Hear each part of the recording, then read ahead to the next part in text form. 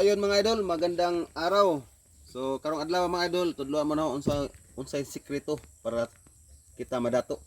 So man mga idol, atong usa ka step na arong madato ta. Nagpantag nursery mga idol nga dwarf coconut, manay takunan. Na namalitag mga seedling sa ubay, daghan kay ni nangka, santol, rambutan, marang, Indian mango. So kani mo na itong kuan mga idol.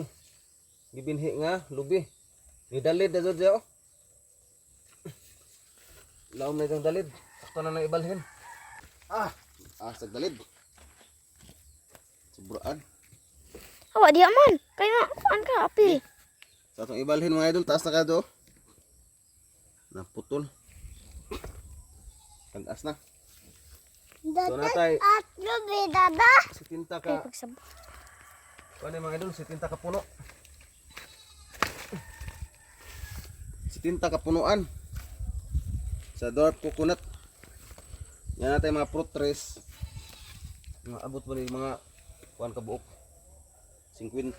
So man sikreto na to mga idol no. Mga kuan na to ni. Matay lingaw diri sa bukid. Mananom gyud ta. Oh. Green ka do, healthy. So ang itanom, bali na to dito sa tong luna. So mo to mga idol, mananom ta para madato ta mga idol. Madato ta, daghan tag prutas, daghan tag mga resources ba. Dili ta magsigig pang marites. Wala ba ira?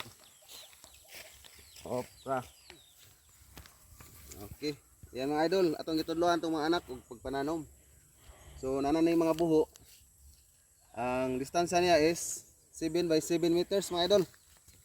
So mga 3 years mubunga na ni.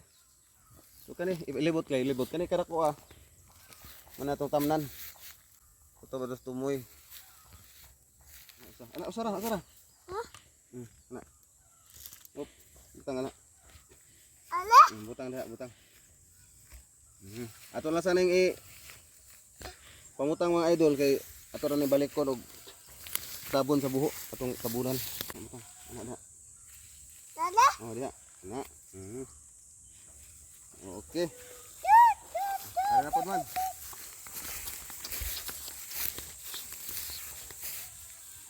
Ari. Ana? Nga, okay. Ayan mga idol. So sa pagtatanim ng dwarf na niyog mga idol, kailangan daw mabot na ng 4 na dahon. So ito mga idol, 1, 2, 3, pang-4 itong namatay na palwa. So pag ganito mga idol, tamang-tama na daw ito i-transfer sa ating pagtatamnan. So kailangan daw hindi masyadong malalim yung pagka-hukay. So itong butas mga idol, may 78 butas na po itong pagtatamnan natin mga idol. So at saka mayroon na ring pataba. Yan lang mga idol. So sa pagtatanim, para ring ikaw, kailangan may pagmamahal. So yun. Tabunan natin ang lupa. At hayaan siya ng ilang taon, 3 taon. Tugo na yan mga idol. See you sa next 3 years. Ngayon mga idol ay buwan po ng Hunyo. So June. So kibali tag-ulan. So mabisang panahon para sa pagtatanim. So itong mga anak natin ay Ato bang bin? tinuturuan na po natin kung paano magtanim. Kikita natin mga idol, green na green. So ibig sabihin healthy. At saka yung ugat lumalabas na mga idol. So ibig sabihin talagang mature. Tumbo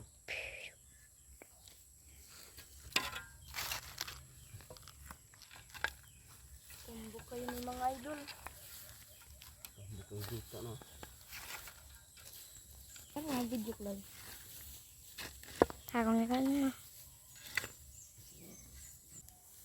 Ada hawir mamatay na.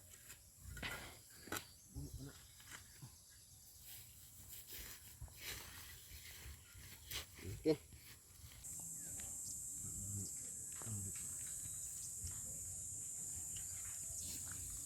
ayan mga idol, so mature na yung ugat. So ang dali ra mo tubo.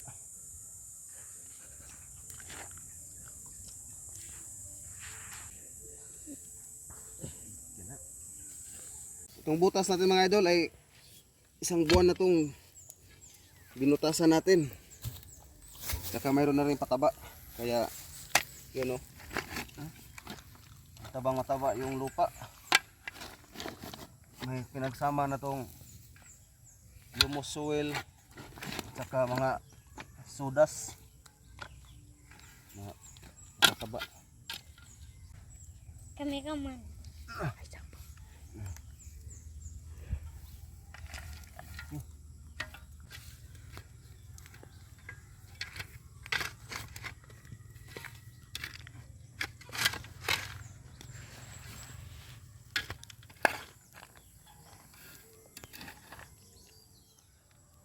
So, ang tawag natin mga idol sa pagtatanim natin dito ay tawag na single. Isa lang yung itatanim natin. Tapos, mayroon tayong itatanim doon, double. So, papakita namin sa inyo mga idol.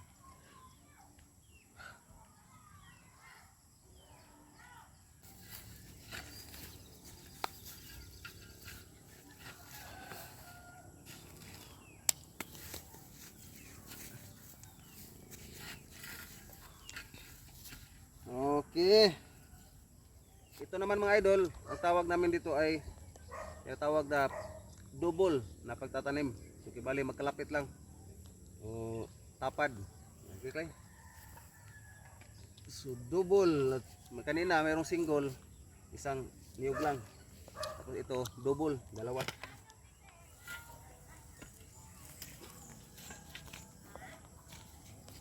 Okay. Sa pagtatanim mga idol ay sipag at tiyaga lang talaga ang puhunan. So, kalain mo, 3 taon, mamumunga na po itong dwarf na niyog. So, yung mga anak natin na samantalang while nag-aaral, so, darating ang panahon na lalaki sila, tapos yung dwarf natin ay bubunga na. So, yun, very promising. So, ngayon mga idol, simulan nyo nang magtanim. Ika nga, kapag may itinanim, ay may anong sunod? Ha? May itinanim ay may aanihin. So, yan.